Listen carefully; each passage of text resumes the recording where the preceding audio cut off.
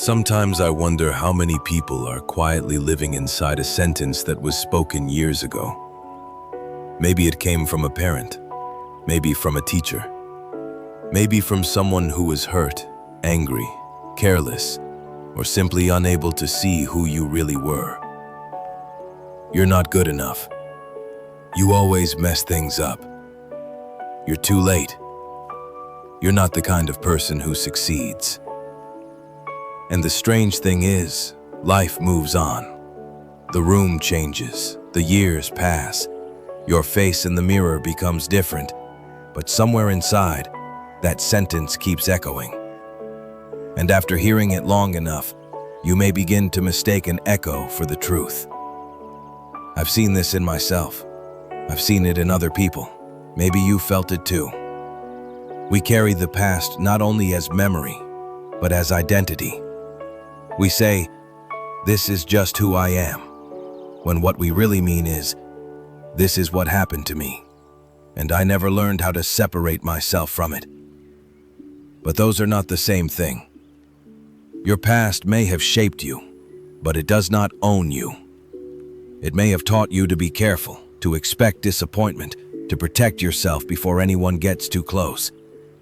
It may have taught you to shrink when you wanted to speak, to doubt kindness when it arrives, to feel unsafe in places where nothing is actually threatening you anymore.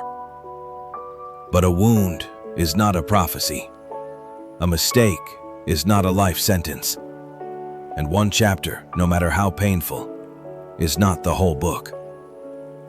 So many of us look backward and think we are looking at evidence. We say, "I failed before, so I'll fail again. I trusted someone before and I got hurt, so I should never open up. I tried to change once and I slipped back, so maybe this is just who I am." But sometimes the past is not evidence. Sometimes it is only yesterday's weather report.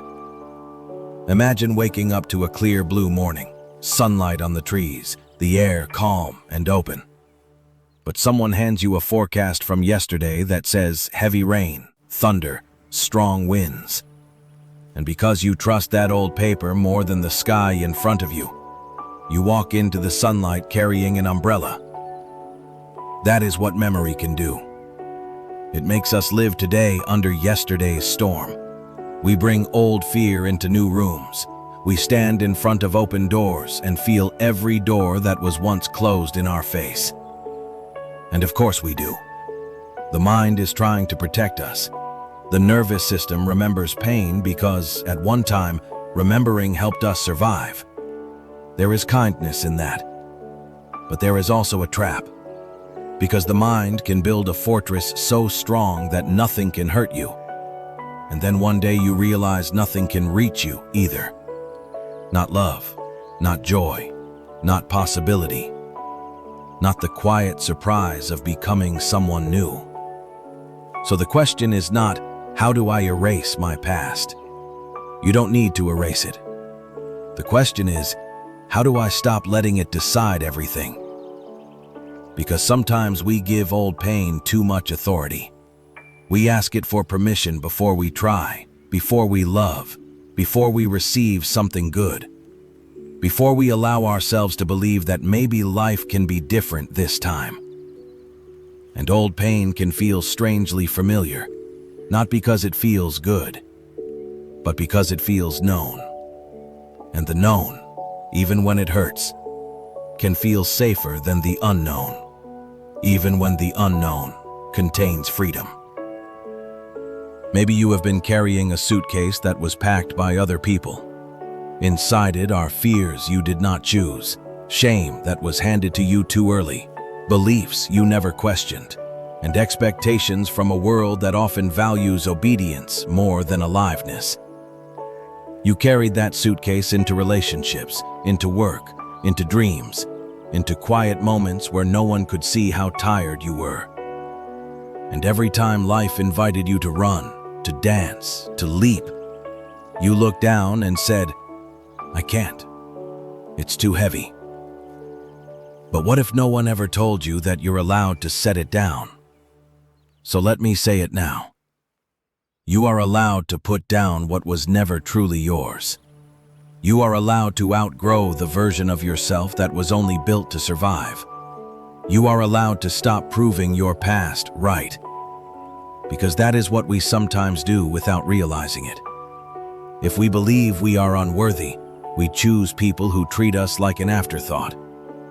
If we believe we always fail, we stop before the finish line so the ending feels predictable. If we believe we are too damaged to be loved, we push love away before it has the chance to prove us wrong. Not because we want pain, but because familiar pain can feel safer than unfamiliar peace. That is why change can feel uncomfortable, even when it is good. Peace may feel suspicious. Kindness may feel like a trick. Opportunity may feel like pressure. And becoming someone new may feel, at first, like betraying the old self who got you through the dark. But transformation is not betrayal. It may be the deepest form of gratitude. The person you used to be carried you through the darkness, not so you could build a home there, but so you could one day walk out. And when you walk out, you don't have to hate who you were. You don't have to feel ashamed of the old fears, the old patterns, or the ways you tried to feel safe. There were signs that some part of you was trying to keep you alive with the tools it had at the time. So thank that part. Then teach it a new way. A new life usually begins quietly. It begins in the pause before you repeat the same pattern. It begins in the breath you take before answering with anger. It begins when an old story rises in your mind, and instead of obeying it immediately, you simply notice it. That small moment matters, because when you can notice a thought, you are no longer completely trapped inside it. Something in you has stepped back. Something in you has become the witness. And the witness is a doorway. Maybe you feel behind in life, behind your friends, behind your dreams, behind some invisible timeline that everyone seems to be suffering under. But who told you life was a train? Who told you there was only one track? Who told you that being delayed means being denied? A forest does not grow by comparing itself to a clock. The moon does not apologize for changing phases. Everything living has its own rhythm, and yet we are taught to distrust ours. So begin where you are, not where you wish you were, not where you think you should have been by now. Here, with this breath, with this body, with this imperfect heart, with this unfinished life. You do not need one dramatic reinvention. You need one honest step. Speak to yourself with a little less cruelty. Keep one small promise. Choose the conversation instead of disappearing. Apply for the opportunity even while the old voice tells you not to. Let someone care about you without testing them until they leave. Forgive yourself for not knowing then what you know now. Small things, repeated with care, become a path.